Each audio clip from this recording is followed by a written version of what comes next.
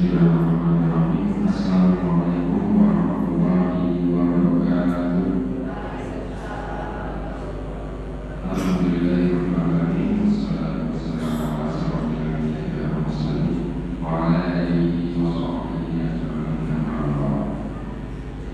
Dari dahulu marilah kita panjatkan puji syukur kehadirat Allah Subhanahu wa taala yang telah melimpahkan kita nikmat sehat dan bahagia ini, sehingga pada pagi hari ini kita bisa mengikuti kajian pagi di Masjid Al-Qur'an.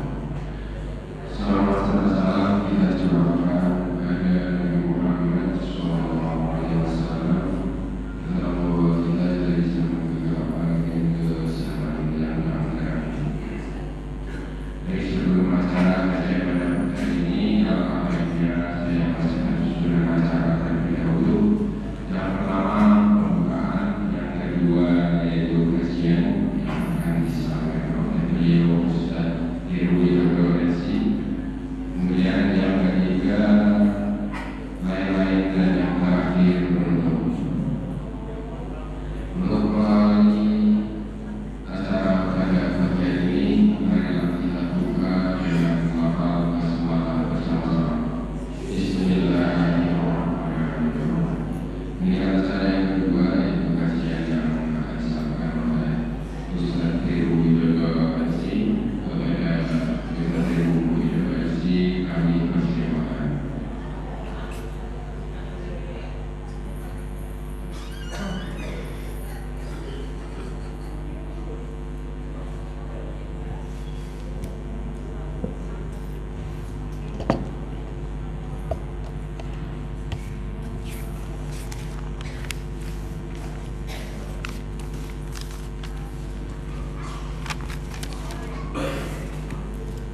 Bismillahirrahmanirrahim.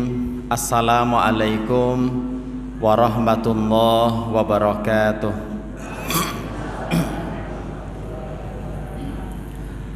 Alhamdulillah, wassalatu wassalamu ala rasulillah.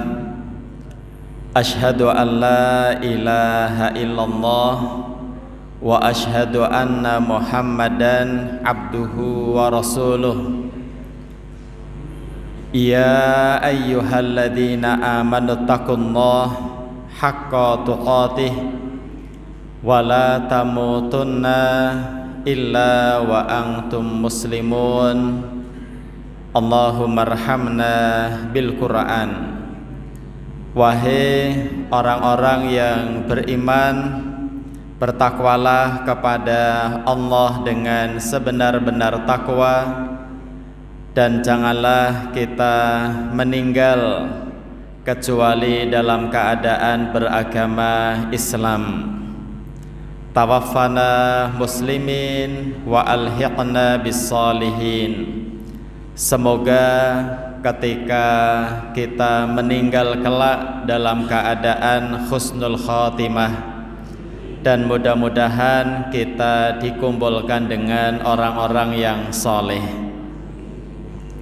Hadirin yang dimuliakan Allah, alhamdulillah alladzi bi ni'matihi tatimmus shalihat. Atas karunia dari Allah, amal soleh menjadi sempurna, dan atas karunia dari Allah kita menghadiri majelis ilmu. Mudah-mudahan sebagai ibadah, dan mudah-mudahan pula ibadah kita diterima oleh Allah Subhanahu wa ta'ala. Salawat dan salam semoga dilimpahkan kepada Nabi Muhammad sallallahu alaihi wasallam dan seluruh umatnya yang istiqamah hingga akhir zaman. Bapak Ibu yang dimuliakan Allah semuanya, pada sehat Bapak Ibu? Alhamdulillah. Kita akan mentadaburi sebuah hadis riwayat Imam Muslim. Nabi Muhammad sallallahu alaihi wasallam bersabda, "Innallaha, sesungguhnya Allah, yuhibbu, senantiasa mencintai." Siapa yang dicintai Allah? Al-abda, seorang hamba. Dalam hadis riwayat Muslim ini, hamba yang dicintai Allah memiliki 3 karakter. Yang pertama, al-abda at-taqiyya. Yang pertama, hamba Allah yang bertakwa. Secara umum, takwa itu adalah kita mengisi sisa hidup untuk mentaati Allah. Itu secara umum takwa. Kemudian indikator yang kedua yang dicintai Allah, al-abda al-ghaniyya, yang artinya seorang hamba yang kaya. Apa yang dimaksud kaya? Nabi sallallahu alaihi wasallam menjelaskan, yang disebut dengan kaya laisal ghina an kathratil aradi. Ini yang bilang Nabi. Orang kaya itu bukan orang yang hartanya banyak. Walakinnal ghina, tetapi yang disebut dengan kaya ghinan nafsi, yaitu kaya hati. Orang kalau hartanya banyak masih korupsi enggak Bapak Ibu? Masih, berarti belum kaya karena rakus dan tidak bersyukur dan merasa kurang. Makanya kata Nabi, yang disebut dengan kaya ghinan nafsi, kaya jiwa. Gimana pengertian kaya jiwa? Kalau hartanya banyak, pasti banyak membantu orang. Kalau hartanya tidak banyak, alhamdulillah, semuanya baik. Itu kalau orang kaya jiwa. Tapi kalau tidak kaya jiwa, hartanya banyak, sombong, hartanya sedikit, sedih. Makanya kaya kata Nabi ghinan nafsi. Kemudian indikator yang nomor 3, siapa hamba yang dicintai Allah? Al-abda al-khafiyya, seorang hamba yang suka menyembunyikan amal kebajikan. Insya Allah pagi ini kita akan mengkaji tentang karakter hamba Allah yang dicintai Allah, yaitu orang yang beramal soleh, beribadah supaya ikhlas. Salah satunya adalah dengan menyembunyikan amal soleh. Karena sekecil apapun, kalau dia ikhlas, pahalanya besar.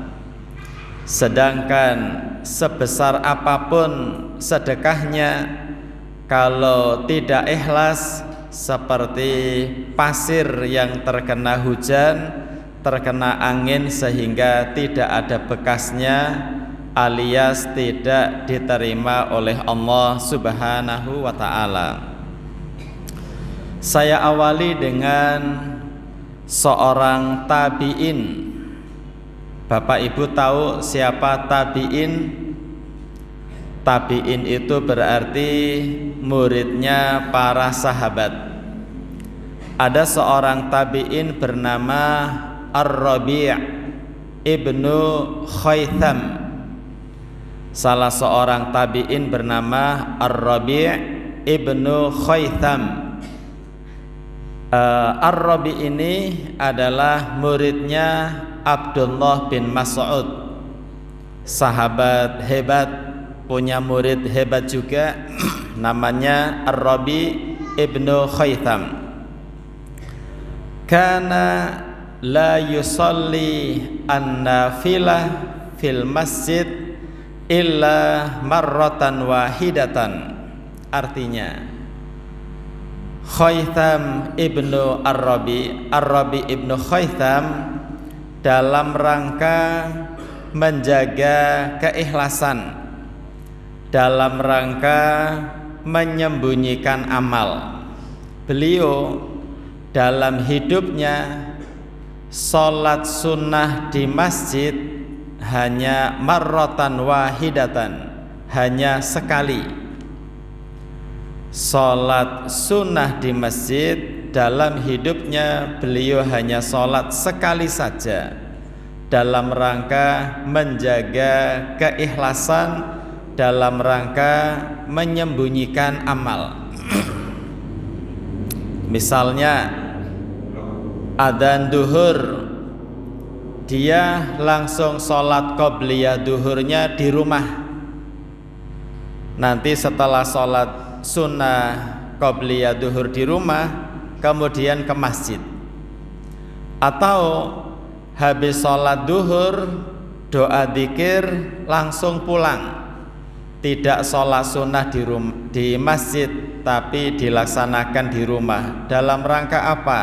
Menyembunyikan amal. Siapa di antara kita, bapak-bapak khususnya, yang sholat sunnahnya hanya sekali di masjid? Ada enggak Bapak Ibu?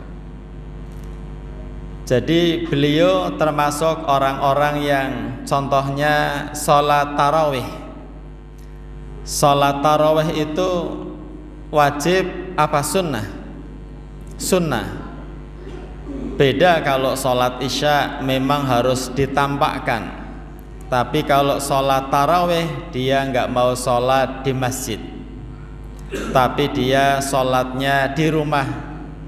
Tapi bukan berarti Bapak Ibu salah paham, nanti Ramadan nanti tarawihnya sepi gara-gara kepingin seperti Ar-Rabi ibnu Khaytham. Yang kita ambil pelajarannya bukan tidak taraweh di masjid, tapi pelajaran yang kita ambil karena memang menjaga keikhlasan. Saya banyak menemukan teman-teman, jadi adzan duhur, kemudian qobliyahnya di rumah, ya, ini khususnya bapak-bapak, ya. Qobliyahnya di rumah, kemudian datang ke masjid, qomat, langsung sholat berjamaah. Saya pernah nanya, tampaknya sering datangnya ke masjid mendekati adzan ya, terus dia bilang seperti Ar-Rabi ibnu Khaytham, Ustadz, saya kalau sholat sunnah nggak di masjid tapi di rumah. Dan itu sholat yang terbaik, sholat sunnah itu memang di rumah. Makanya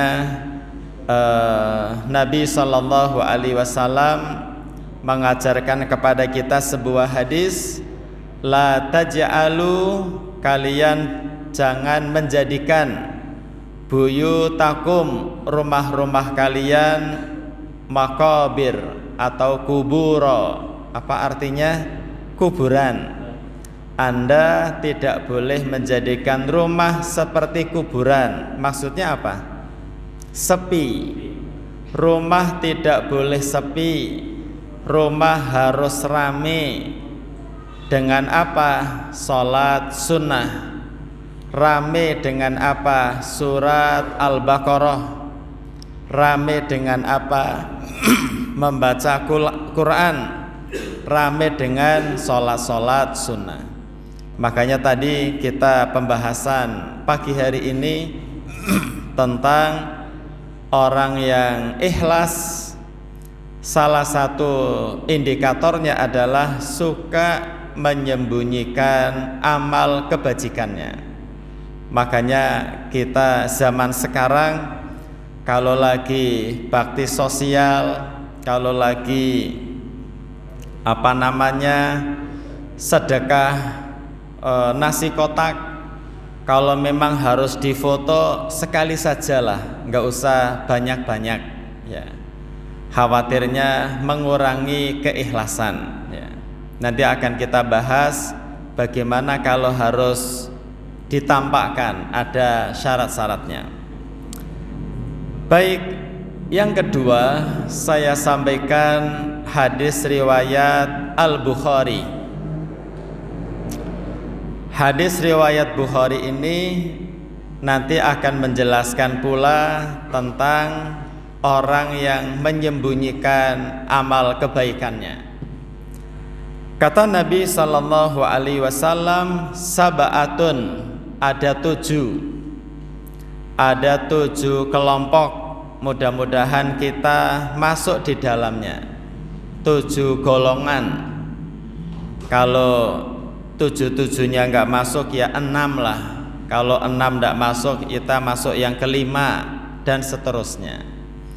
7 orang, sab'atun yudhilluhumullahu, 7 golongan ini dilindungi Allah, mendapat naungan dari Allah. Yauma, pada hari itu, la dhillah, ndak ada naungan, ndak ada perlindungan, illa dhilluh, kecuali hanya dari Allah. Ada 7 golongan yang di dalamnya indikator orang kalau berinfak disembunyikan. Pertama, al-imam al-adil, menjadi imam, menjadi pemimpin yang adil. Apa maksud imam di sini? Pemimpin, pemimpin manapun, al-adil, yang adil. Menurut Islam, yang dimaksud dengan adil tidak harus 500 dibagi 2, 250, 250. Adil itu artinya dia melaksanakan perintah Allah. Jadi Anda kalau jadi pemimpin, dari pemimpin rumah tangga, pemimpin RT dan seterusnya, harus adil. Gimana bentuk adilnya? Melaksanakan perintah Allah. Itu namanya pemimpin adil. Misal non-muslim menjadi bupati. Ini misal jamaah. Non-muslim menjadi bupati, tidak pernah korupsi, orangnya pintar, itu adil enggak? Wah, berarti belum nyambung ya. Saya ulangi nih, 7 golongan yang mendapat naungan Allah, salah satunya pemimpin yang adil. Pemimpin adil itu melaksanakan perintah-perintah Allah. Kalau ada non-muslim menjadi bupati, dia tidak pernah korupsi, dia gerapiak sama masyarakat, adil apa tidak? Jawabannya tidak. Nah, kenapa tidak? Karena dia tidak mentaati Allah. Kenapa? Non-muslim. Jadi pemimpin yang adil syaratnya harus muslim. Karena innad dina indallahil Islam. Surat Ali Imran ayat 19. Menurut Asy-Syaikh As-Sa'di, menurut Ibnu Katsir, innad dina indallahi. Kata-kata indallahi itu artinya ad-din al-mardha. Agama yang diridhai Allah ya Islam. Jadi agama yang diridhai Allah hanya Islam. Berarti yang agamanya Islam, Muslim, itu akan lebih dekat menjadi orang yang adil karena melaksanakan perintah Allah. Jadi kalau Anda menjadi pemimpin dari rumah sampai ke atas melaksanakan perintah Allah, maka akan mendapat perlindungan di hari kiamat. Syabun nasya'a fi ibadatillah. Yang kedua, pemuda. Pemuda itu mulai usia berapa Bapak Ibu ya? Pemuda itu ya SMA ya, SMA lah. Anak SMA nasya'a fi ibadatillah, masih SMA, masih SMP, ibadahnya rajin. Indikator ibadahnya rajin, ngikuti pengajian Ahad pagi. Cek mana yang SMA ya. Jenengan SMA apa sesepuh pini sepuh ya? Ibu-ibu ada yang sini anak SMA, Masya Allah. Tapi ndak ada istilah terlambat ya. Pokoknya meskipun usianya 40 tahun, 50 tahun dan 60 tahun, semangatnya semangat syabun, pemuda. Jadi ndak ada istilah terlambat. Syabun nasya'a fi ibadatillah. Makanya saya pesan kepada saya sendiri dan Bapak Ibu yang punya anak SMP, SMA, kuliah, kalau bisa diwajibkan untuk selalu datang ke masjid. Makanya anak-anak perlu ditakdib, perlu dikasih pengajaran takdib ya. Takdib itu artinya mengajarkan anak akhlak. Takdib itu artinya mendidik anak untuk takut kepada kalau kita berbuat maksiat. Makanya orang soleh dulu dalam rangka mentakdib, mendidik anak, salah satunya di rumah itu ada cambuk. Cambuk itu tujuannya untuk nakut-nakutin. Tidak harus hari ini ada cambuk di rumah, tidak.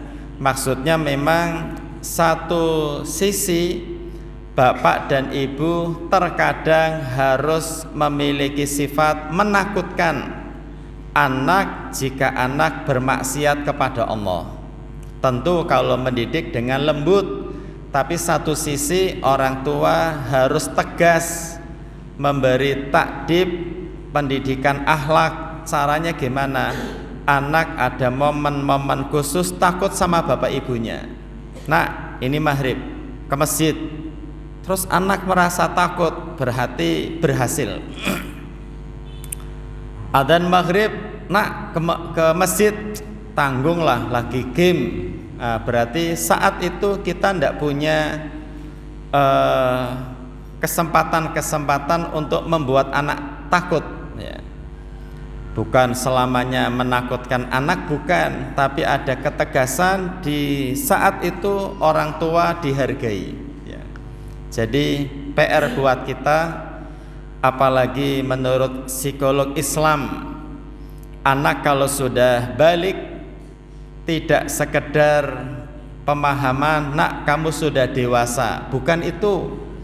Psikolog Islam itu anak kalau sudah balik, nak hati-hati, kamu sholat dapat pahala, kalau tidak sholat ada dosanya.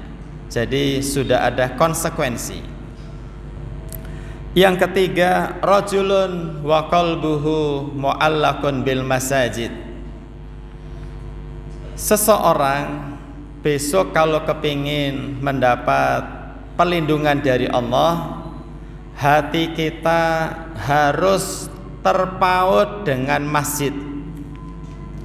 Ini nanti habis ngaji pulang aktivitas, kemudian yang laki khususnya setengah 12 adzan duhur, hatinya harus connect, datang ke masjid atau musola terdekat.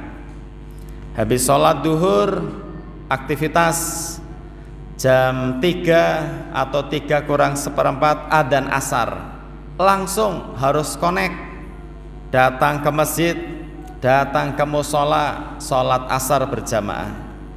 Sama jam maghrib sekarang jam berapa ya? Ya jam 6 kurang seperempat kurang lebih ya. Connect lagi ke masjid. Isya begitu, subuh begitu. Jadi selama hidupnya itu memang nunggu sholat berjamaah di masjid. Sudah gitu aja, gampang. Pingin masuk surga, pingin mendapat naungan dari Allah, adzan ke masjid, adzan ke masjid.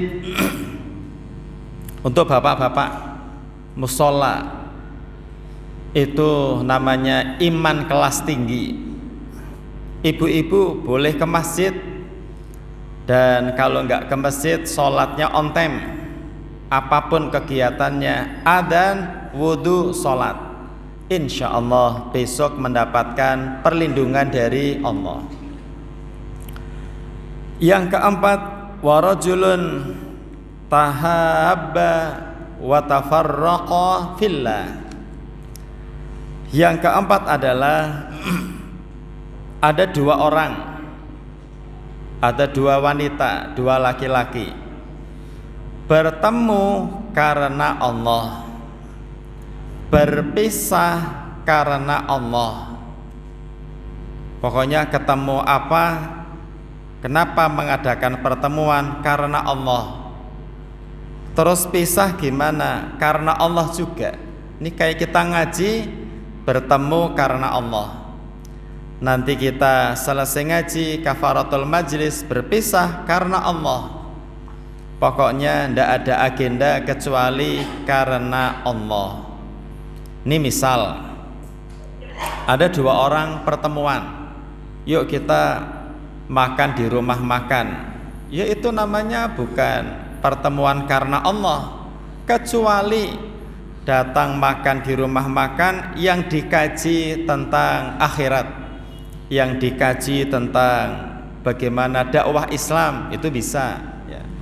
Pokoknya temanya kalau bertemu dengan sesama muslim, bicaranya adalah Islam, bagaimana umat Islam maju dan sebagainya.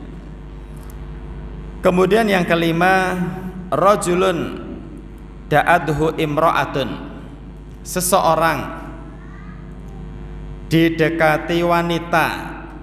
Ini kalau bicara nas-nas, dalil-dalil, ini mohon maaf, itu biasanya wanita lebih menggoda dulu. Da'adhu imra'atun, jadi seorang laki-laki digoda, didekati oleh wanita. Jamal punya kecantikan, mansib punya kedudukan, punya kekayaan, tapi laki-laki ini mengatakan inni akhafullah, saya tidak mau, saya takut sama Allah. Jangankan berzina, wala taqrabuz zina, mendekat saja tidak boleh, hukumnya haram. Misal nih, laki-laki perempuan bukan siapa-siapa, boncengan bukan siapa-siapa, mengadakan pertemuan di mana, tidak boleh. Itu sudah namanya mendekati zina. Wala taqrabu az-zina, mendekati saja haram. Saya pernah ditanya oleh seseorang, Ustadz, saya punya anak perempuan, sebut saja SMA atau kuliah. Kemudian kedatangan temannya laki-laki satu kelas atau satu kampus lah, satu jurusan. Saya di rumah ada, suami saya di rumah ada, ini anak saya di ruang tamu sama temannya laki-laki. Boleh nggak Ustadz? Kalau bisa boleh. Nanya tapi nawar. Saya bilang tidak boleh. Meskipun ada bapak ibu di rumah, dua orang pertemuan, laki perempuan bukan mahram, tidak boleh. Kenapa? Wala taqrabu az-zina. Makanya bapak ibu kawal anak putrinya khususnya, dan kawal anak yang laki-laki, HP-nya temennya siapa. Jangan-jangan ada kholwat era milenial. Apa itu kholwat era milenial? Yaitu anak jenengan di kamar nggak kemana-mana, punya teman laki-laki di rumahnya, tapi saling connect. Jadi WA-WA-an sampai 1 jam nggak terasa. Zina berasal dari kecocokan, nggak ada syariat, nggak diamalkan, bisa berbuat zina. Makanya anak yang SMA, yang kuliah diberi pengertian, nah ini tidak boleh.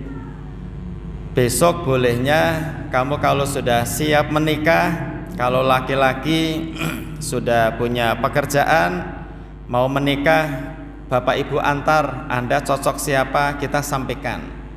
Jadi bukan dibiarkan, bukan dilarang. Nah, tidak salah kamu mencintai lawan jenis, tapi sekarang belum saatnya, masih SMA, masih kuliah. Tapi masih kuliah kok Anda siap menikah, bismillah. Kalau memang mau. Kenapa? Bahaya, namanya pergaulan bebas ya. Kemudian yang berikutnya ya, rajulun tasaddaqa bisodakotin. Ini pembahasan kita, yaitu seseorang bersedekah fa'akhfaha, kemudian dia menyembunyikan. Ini pembahasan kita. Orang kalau bersedekah ditampakkan, apa sih maksudnya sedekah ditampakkan? Yo, sedekah orang lain tahu, asal ikhlas ndak apa-apa. Seulang ini, kita sedekah orang lain tahu, asal kita ikhlas ndak apa-apa. Tapi ada tapinya. Orang-orang yang spesialis, dia bersedekah ndak ada yang tahu, sampai istrinya ndak tahu, sampai suaminya ndak tahu. Ini masuk kategori 1 dari 7 golongan yang mendapat perlindungan dari Allah. Saya bilang, Ustadz, apa boleh sedekah kelihatan? Boleh. Tapi bagi orang-orang yang ingin mendapat, orang-orang spesialis yang besok mendapat perlindungan dari Allah, kalau bisa jangan bilang-bilang, tidak ada yang tahu. Sampai tangan sebelahnya sedekah, sebelah kirinya tidak tahu. Kemudian golongan yang ketujuh adalah seseorang air matanya meleleh. Orang ini menangis karena takut kepada Allah Subhanahu wa ta'ala. Baik, kita teruskan kajian tentang tadi, hamba Allah yang dicintai itu adalah orang yang berbuat kebajikan kemudian disembunyikan. Berikutnya dalam hadis riwayat Al-Bukhari dari Ibnu Abbas. Ibnu Abbas mengatakan, "Idza kana saumu ahadikum falyusbih dahinan mutarajjilan." Ini kata Ibnu Abbas. Dalam hadis riwayat Bukhari ngingetin kita, idza kana saumu ahadikum, kalau saya, bapak dan ibu puasa sunnah, entah Senin Kamis, apalagi puasa sunnah. Jangan bilang puasa mutih ya, ndak boleh. Jangan bilang puasa weton, ndak boleh. Jangan puasa Rebo Wekasan, jangan. Puasa sunnahlah yang sudah Nabi ajarkan. Kata Ibnu Abbas, kalau saya Bapak Ibu puasa sunnah supaya terjaga amal soleh kita, ini usulan beliau.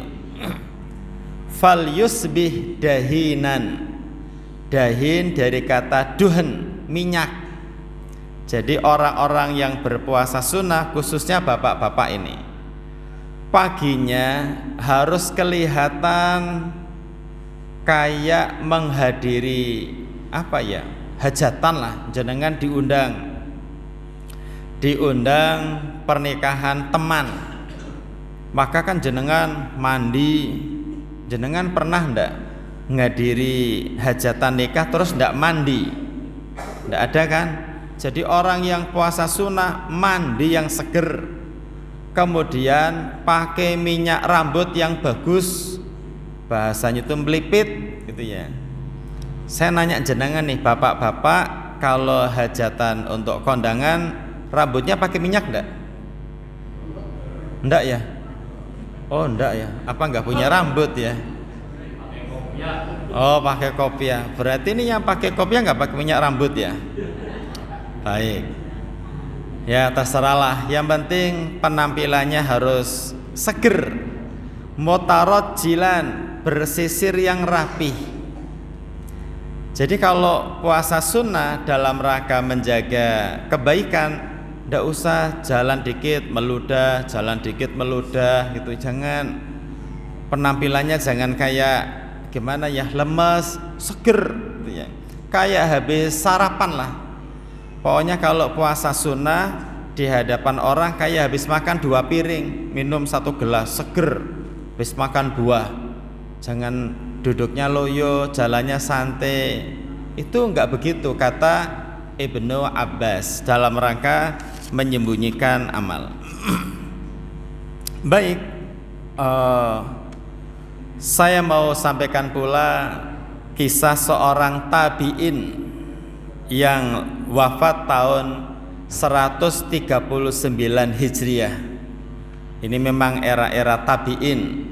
Kalau era-era sahabat kan 1 sampai 100, 101 sampai 200 tabi'in, 201 sampai 300 tabi'un at-tabi'in. Ini orang-orang tabi'in. Salah satunya bernama Dawud ibnu Abi Hindin.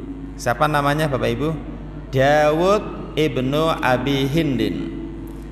Beliau seorang tabi'in dan beliau terkenal sebagai seorang pedagang yang setiap hari ke pasar ya. Dia itu diamati kurang lebih 40 tahun. Berapa lama Bapak Ibu? 40 tahun. Saya heran dengan angka 40 tahun loh. Itu kata-kata 40 itu termasuk unik dalam kajian Islam. Kayak misalnya Sa'id Ibnul Musayyib 40 tahun sholat berjamaah di masjid, angkanya 40 ya. Ini juga sama ya. Ibnu Abi Hindin, Dawud Ibnu Abi Hindin, beliau berpuasa sunnah selama 40 tahun. Berapa tahun Bapak Ibu? 40 tahun. Keluarganya tidak tahu kalau dia puasa sunnah. Sangar ya, 40 tahun anak istrinya tidak tahu kalau dia puasa sunnah. Gimana caranya? Kan dia seorang pedagang kain. Ketika mau berangkat ke pasar, minta disiapkan sarapan. Makanya kan kata keluarga, ini enggak puasa sunnah karena kalau pagi minta sarapan untuk dimakan di pasar. Nyambung Bapak Ibu ya, 40 tahun loh. Jadi ibu-ibu cek bapaknya itu, kalau minta sarapan dari rumah jangan-jangan puasa itu ya. minta sarapan dari rumah, di tengah perjalanan kadang mau sampai ke pasar, kadang sampai di pasar. Makanan sarapan versi istrinya itu disedekahkan kepada orang yang berhak selama 40 tahun. Ngeri ya, 40 tahun bawa makan pagi enggak dia makan, kan emang puasa sunnah. Ketemu di pinggir jalan orang yang cocok dikasihin. Kalau enggak ketemu di jalan, di pasar dia kasih kepada orang yang membutuhkan. 40 tahun. Kemudian keluarganya berpendapat, ini ayah atau bapak selamanya enggak puasa sunnah. Kita enggak bahas Ramadan karena dia selalu bawa sarapan. Kemudian ketika sampai di pasar, orang-orang pasar itu paham betul ini berarti Dawud ibnu Abi Hindin itu memang sudah makan di rumah, makanya makanannya dikasih ke orang pasar. Kata orang pasar ini tidak pernah puasa sunnah karena bawa makanan dikasih ke orang, dia pasti sudah makan di rumah.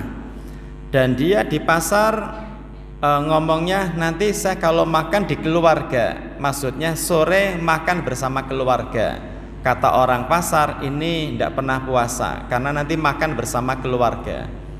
Kata keluarga, dia makan di pasar. Kata orang pasar, dia makan sama keluarga. Padahal puasa sunnah selama 40 tahun. Pelajaran yang bisa diambil, bisa apa tidak, bukan masalah 40 tahun, bukan masalah puasa sunnah. Kita membiasakan kalau berbuat baik, salah satu tanda keikhlasan jangan diumbar, atau bahasa lainnya al-khafiyah, menyembunyikan amal kebajikan. Kemudian kisah berikutnya Ibrahim ibnu Adham. Ini juga sama ulama tabi'in yang wafat tahun 160 Hijriah. Beliau ini luar biasa. Apa luar biasanya? Ibrahim ibnu Adham membiasakan setiap saatnya berpuasa sunnah. Uniknya apa? Uniknya adalah setiap kali ada orang menawarkan makan, nggak mikir, langsung dimakan. Biar apa? Biar bisa menjaga dia itu berpuasa sunnah. Kemudian biar tampak di hadapan orang nggak puasa, diajak makan, pasti makan. Seperti kisahnya Abu Ad-Darda dipersaudarakan dengan Salman Al-Farisi.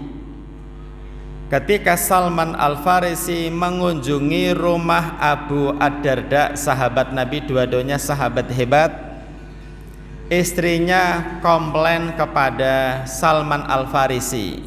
Ya bukan komplain sih, curhat. Ahuka ma yuhibbud dunya. Kata istrinya Abu Darda, wahai Salman, nih loh temanmu, saudaramu sama sekali nggak suka dunia. Gimana bentuk sama sekali nggak suka dunia? Kalau siang puasa terus, kalau malam sholat malam terus. Istrinya bingung kan, setiap malam sholat malam, siangnya puasa. Kata Salman Al-Farisi, boleh enggak saya menginap di rumah Anda wahai Abu Darda? Silakan menginap. Malam hari Abu Darda berwudu mau sholat malam. Salman Al-Farisi mengatakan, cukup, jangan sholat malam, tidur. Akhirnya tidur karena menghormati teman. Setelah tidur beberapa saat, bangun lagi, tidur. Mata Anda punya hak, keluarga Anda punya hak, jangan sholat malam, tidur. Akhirnya malam itu enggak sholat malam karena dihadang oleh Salman Al-Farisi. Siang harinya Abu Darda ini ngasih makan sama Salman, ayo makan, saya lagi puasa. Kata Salman Al-Farisi, demi Allah saya enggak akan makan kecuali Anda makan. adab seorang muslim, kalau temannya bersumpah, kita harus membebaskan sumpahnya. Maksudnya apa? Kalau ada teman, demi Allah saya nggak akan makan kalau Anda nggak makan, ternyata tuan rumah nggak makan, kita jadi dosa. Sudah bersumpah demi Allah nggak akan makan, maka membebaskan sumpahnya. Baiklah saya makan, kata Abu Darda, akhirnya nggak jadi puasa sunnah. Yang saya maksud adalah sampai sebegitu hebatnya orang-orang soleh ya. Baik, di dalam hadis riwayat Abu Dawud, Nabi sallallahu alaihi wasallam bersabda, al-jahir bil Qur'ani kal jahir bis sadaqah. Membaca Al-Quran seperti sedekah. Kita kan sering ya, ini mohon maaf, sering ketika Ramadan habis tarawih ngapain ya? Baca Quran pakai mic, ya apa tidak? Di kampung-kampung itu meramaikan Ramadan malam harinya, setelah sholat tarawih istirahat, kemudian baca Quran pakai mic. Tujuannya apa? Biar orang pada dengar. Kalau dia itu ikhlas, tidak apa-apa. Baca Quran dengan mic, kalau bisa menjaga keikhlasan, tidak apa-apa. Tapi lebih baik, sebagaimana kata hadis Nabi, membaca Quran dengan keras kayak sedekah terang-terangan. Tadi saya sudah bilang, nama Bapak Ahmad nyumbang semen 10 sak, ditulis, orang pada tahu, boleh, tidak apa-apa, asal menjaga keikhlasan. Tapi kalau disembunyikan itu lebih baik. Jadi semuanya pakai Pak Ahmad, Yunus, Ibrahim, terakhirnya Abdullah. Terus bilang sama Tamir, itu yang Abdullah saya ya. Yo akhirnya pamer juga ya. Ala kulli hal, orang kalau baca Quran, misalnya kapan ya? Jumatan, nunggu sholat Jumat baca Quran, pakai Quran deh dibaca, tidak apa-apa. Tapi kalau menyembunyikan itu lebih baik. Gimana menyembunyikan lebih baik? Bangun jam 3, sholat malam, sholat witir, baca Quran, tidak ada yang tahu. Itu lebih baik. Ya, baca Quran habis maghrib di masjid boleh. Baca Quran di rumah habis sholat duha, orang pada tahu, boleh. Tapi tema menyembunyikan amal, kalau bisa lebih baik lagi. Mau sedekah, mau baca Quran, orang nggak pada tahu. Seperti yang dulu sudah saya sampaikan, keturunan Ali bin Abi Thalib nyumbang roti di mana Bapak Ibu? Nyumbang roti, sedekah roti diletakkan di daun pintu yang luar. Ngasihnya kapan Bapak Ibu? Saat orang pada tidur. Ustadz nyumbang, orang pada tahu gimana? Tidak apa-apa. Tapi kalau dia nyumbang di waktu yang khusus, orang tidak tahu, itu lebih baik. Karena tema kita adalah Allah mencintai hamba yang menyembunyikan amalan. Berkata Ibnu Mas'ud, yambagi lihamilil Quran, kata Ibnu Mas'ud, ahli Al-Quran, maksudnya ahli Al-Quran adalah orang yang cinta Quran sebaiknya. Ini kata Ibnu Mas'ud, orang yang generasi Quran, orang yang cinta Quran, Qurani banget. Ini orang pokoknya dekat dengan Quran. Apa yang harus dia lakukan? Kata Ibnu Mas'ud, yu'raf bilailihi idan nasu naimun. Kalau bisa, orang ini saat orang pada tidur dia bangun. Jadi keluarga Al-Quran adalah orang-orang yang orang pada tidur dia bangun. Wa binaharihi idzan nasu yuftirun. Kalau siang hari orang pada makan dia berpuasa. Yang saya maksud ahli Quran itu tampil beda. Bedanya adalah ya tidak kayak kebanyakan orang. Kalau malam hari pada tidur dia malah sholat malam. Baik, yang terakhir Bapak Ibu, ini pendapatnya ulama bernama Al-La'is ibnu Abdus Salam. Al-La'is ibnu Abdus Salam. Ini ulama yang wafat tahun 660 Hijriah. Beliau asalnya dari Damaskus. Damaskus itu kalau sekarang namanya Irak, dan meninggalnya di Mesir. Beliau berpendapat Bapak Ibu, ini yang terakhir pendapatnya Asy-Syaikh Al-La'is ibnu Abdus Salam. Amal soleh apakah ditampakkan atau disembunyikan? Dibagi menjadi 3. Saya ulangi ya. Kata Al-La'is ibnu Abdus Salam, beramal itu disembunyikan apa ditampakkan? Maka amalan dibagi menjadi 3. Yang pertama, amalan yang harus ditampakkan, tidak boleh disembunyikan. Saya ulangi, yang pertama, amalan ini memang tidak boleh disembunyikan. Syariatnya orang harus pada tahu. 1 contohnya, adzan dan qomat. Kamu kok adzannya pakai mic? Wah, ndak ikhlas, ndak bisa. Memang adzan harus kenceng. Kamu kalau adzan pelan-pelan saja, ya orang nggak datang. Jadi kalau adzan dan qomat harus dikeraskan.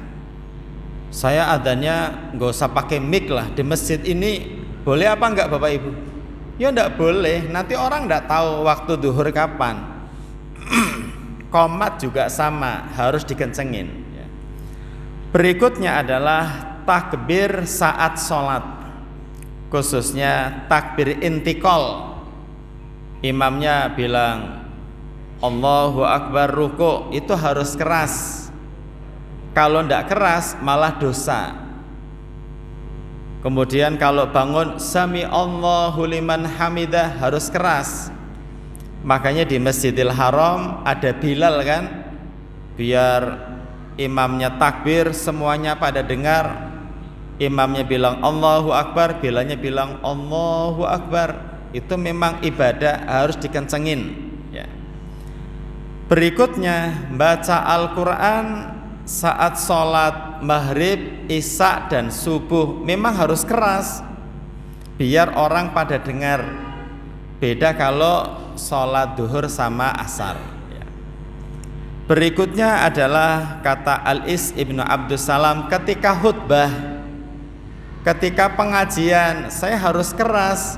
Wah Ustadz ngomongnya pakai mic berarti ndak ikhlas. Bukan, memang harus keras biar kedengaran itu ya, dakwah atau khutbah. Sama Idul Fitri, Idul Adha, sholatnya harus keras. Begitu pula misalnya berjihad, ya harus tampak.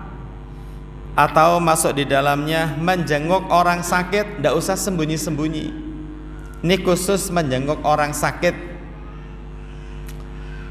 Idza kana ghudwatan, orang kalau menjenguk orang sakit ghudwatan di waktu pagi. Jam berapa Bapak Ibu kalau nengok di rumah sakit pagi? Ya mungkin jam 6 ya. Shalla alaihi sab'una alfa malakin hatta yumsiya. Kita kalau nengok orang sakit di waktu pagi didoakan oleh sab'una alfa malakin, 70.000 malaikat. Maka bagi yang kepingin didoakan oleh 70.000 malaikat, kalau ada teman saudara dekat sakit, nengok. Saudara di Aji Barang, di Tegal, kalau jauh ya jangan dipaksakan, kalau dekat tengok. Kalau kita nengoknya di waktu masaan, waktu sore jam 5 atau habis maghrib, shalla alaihi sab'una alfa malakin hatta yusbiha, didoakan oleh 70.000 malaikat sampai pagi. Berarti kalau nengok pagi, nengok sore, nengok 24 jam didoakan oleh puluhan ribu malaikat. Allahumma gfir lahu warhamhu. Jadi doa ranking 1 menurut malaikat, Allahumma gfir lahu warhamhu, semoga dosa kita diampuni, semoga hidup kita mendapat rahmat. Beda dengan doa kita Bapak Ibu ya, khususnya ibu-ibu kalau hari Ahad, ya Allah semoga dapat arisan gitu kan ya. Ya itu sih nggak apa-apa, tapi lebih keren doanya Allahumma gfirli warhamni dan sebagainya. Yang kedua, amal yang kalau disembunyikan lebih utama, seperti pembahasan kita pada pagi hari ini, yaitu namanya sedekah. Dan yang ketiga, amalan kadang perlu ditampakkan, amalan kadang disembunyikan. Kata Al-Is Ibnu Abdussalam juga namanya sedekah. Beliau menggunakan dalil surat Al-Baqarah 271. Ini yang terakhir. In tubdus shadaqat, kalau Anda bersedekah kemudian orang lain tahu, karena tubdus shadaqah ditambahkan, kata Allah fa ni'imma hiya, itu baik. Anda sedekah orang lain tahu, itu baik asal ikhlas. Wa in tukhfuha, tapi kalau disembunyikan, wa tu'tuhal fuqara, dikasih kepada orang yang fakir yang membutuhkan, fahuwa khairul lakum, maka itu lebih baik untuk kalian. Maka alhamdulillah kita sudah mengkaji tadi yang pertama hadis riwayat Muslim ya. Allah mencintai hamba yang karakternya 3, bertakwa, kaya, khususnya kaya jiwa, dan yang terakhir orang yang suka menyembunyikan amal soleh. Mudah-mudahan saya, Bapak dan Ibu diberi petunjuk oleh Allah. Mudah-mudahan kita bisa ikhlas dalam beramal. Mudah-mudahan kita bisa menyembunyikan amal kebaikan kita, karena manfaatnya menjadi satu dari 7 golongan yang mendapatkan perlindungan dari Allah di hari yang saat itu tidak ada perlindungan kecuali dari Allah Subhanahu wa ta'ala. Demikian yang saya sampaikan, mohon maaf kalau ada hal yang kurang berkenan. Saya serahkan kepada pembawa acara. Assalamualaikum warahmatullahi wabarakatuh.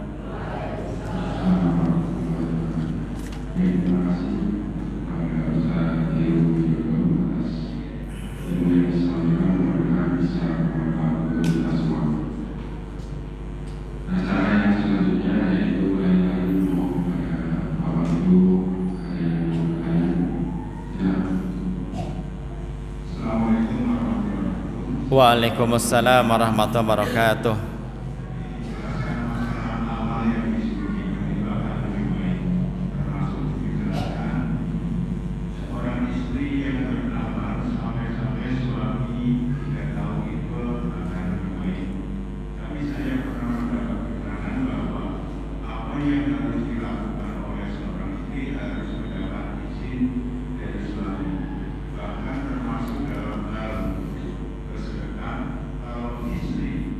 Tidak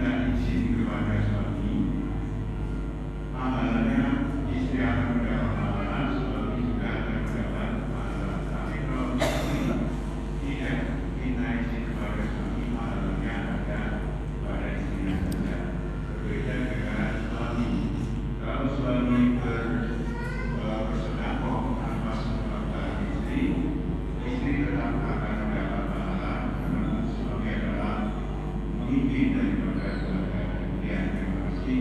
Assalamualaikum warahmatullahi wabarakatuh. Waalaikumsalam warahmatullahi wabarakatuh. Baik, saya mau tanya kepada Bapak Ibu ya, khususnya bapak-bapak lah ya. Bapak-bapak, ini contoh saja sih ya. Bapak-bapak sebulan sekali ngasih istri pantasnya berapa ya? Misal, ibu nggak usah jawab, nih sananya bapak-bapak. Kira-kira pantasnya berapa dikasih setiap bulan? Kok pada diem ya Bu ya? Misal berapa Pak? Misal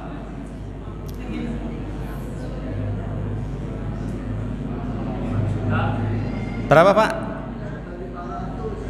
1.500.000 ya, dilelang. Ada yang berani lagi? 3 juta. Ada yang berani lagi? Tuh ibunya 5 juta itu kan. Saya nggak bahas 1,5, nggak bahas 3 juta, nggak bahas 5 juta. Pembahasan kita adalah ini misal saja ya, Bu, ini uang 3 juta, ini misal ya Bu ya, misal saja. Bu, ini 3 juta, tolong diurus, pokoknya untuk kebutuhan sebulan cukup nggak Bu? Insya Allah ya. Tapi bilang insya Allah sambil senyum-senyum ya. Dah naikin deh 4 juta. Misalnya hanya misal saja. Suaminya bilang, nih Bu, buat kebutuhan sebulan nih 4 juta. Teknisnya terserah ibu mau diapain. Ini saya sudah kasih 4 juta, terserah ibu. Saya sudah ikhlas, jenengan monggo diapain, yang penting kebutuhan sebulan cukup. Nyambung ya? Nyambung. Alhamdulillah, qadarullah, si ibu ini pintar memanage keuangan sehingga dia bisa rutin. Ini misal saja rutin ngasih beras sama guru ngaji yang memang tidak begitu mampu, tapi berbulan-bulan itu uangnya cukup. Suaminya enggak nanya macam-macam, pokoknya 4 juta cukup misalnya. Maka begitu diperbolehkan, tidak harus kaku, Pak, jenengan kan kasih 4 juta ya, ini begini. Enggak harus. Kalau suaminya di awal bilang, ini terserah ibu diatur, nih uang buat ibu diatur, buat anak-anak cukup. Kecuali nih suaminya bilang, nih Bu 4 juta, pokoknya ibu kalau mau membelanjakan uang harus lapor saya ya, saya kan pemimpin. Nah beda kalau begitu, berarti ngomong izin, saya izin suami ya, saya mau ngasih ini buat begini. Tapi kalau suaminya sudah terserah ibu, ini 4 juta diatur, monggo, yang penting cukup sebulan, maka tanpa izin pun seakan-akan suami sudah mengizinkan. Ini cerita saja, cerita. Ibunya ini karena pintar memanage keuangan, lihat tetangga, ini orangnya pintar, akhlaknya baik, kok dia sekolah SMA, bapak ibunya cacat, SPP-nya nggak ada yang bayar, udahlah saya membantu. Anak SMA negeri itu setiap bulan SPP-nya berapa? Gratis ya? Masya Allah ya, senang dong gratis ya. Baik, kalau gratis kebutuhan sekolah anak SMA apa? Uang saku deh misalnya. Nak, kamu kok kelihatannya bapak ibu nggak punya uang ya? Nih ibu punya uang dari suami ibu. Kalau uang saku tuh anak SMA sehari berapa? Ada yang 10, 20, 30 perbedaan di antara ibu-ibu ya. Ya misal dikasih 15.000 nih misal saja. Nih nak, Saya kasih uang saku tapi ibu hanya bisa ngasih hanya untuk 3 hari. 15.000 kali 3 hari berapa? 45. Ya enggak sih? Untuk 3 hari. Seharinya 15.000, untuk 3 hari berapa? 45 kali, jadi sepekan ngasih 3 hari, sebulan ada 4 pekan, berarti berapa? 45 kali 4. Pokoknya berapa jadinya? Pokoknya gitulah. Singkat cerita, orang ini akhlaknya pintar, sekolahnya pintar, jadi orang sukses ceritanya itu. Jadi orang sukses, terus dia ingat, saya dulu kok waktu saya sekolah yang ngasih saku ibu itu ya, saya kok rezekinya lancar. Saya pengen ngumrohin deh, Bu, besok umroh ya, nanti saya yang bayarin. Kata ibunya, saya kalau sendiri nggak berani, pengen sama suami, udahlah sama bapak jenengan. Berangkat gitu ya. Terus bapaknya bingung, kok bisa ya kamu dikasih umroh sama anak itu? Ya dulu waktu bapak ngasih uang sekian-sekian saya pingin bantu. Akhirnya bapaknya berterima kasih karena ibunya pintar ngatur keuangan. Jadi singkat cerita, kalau suaminya dari awal sudah mengikhlaskan, tidak usah izin, tidak apa-apa. Kecuali kalau suaminya dari awal ya, pokoknya harus laporan kemana pengeluaran keuangannya. Begitu ya Bapak Ibu ya, insya Allah. Itu ya Pak, insya Allah. Jadi Bapak Ibu, ada lagi atau sudah cukup? Cukup ya. Terima kasih kepada Ustaz Widodo yang sudah menyampaikan ilmunya, mudah-mudahan bisa bermanfaat untuk kita semua, dan saya ucapkan terima kasih kepada Bapak Ibu yang sudah pernah menguji kajian pada hari ini. Acara yang terakhir yaitu penutup. Marilah kita tutup acara pada pagi hari ini dengan alhamdulillah dan doa al-Fatihah bersama-sama. Alhamdulillahirabbil alamin. Subhanakallahumma bihamdik, asyhadu an la ilaha illa anta, astaghfiruka wa atubu ilaik. Berikan mohon maaf apabila ada yang kurang berkenan. Assalamualaikum warahmatullahi wabarakatuh. Waalaikumsalam warahmatullahi wabarakatuh.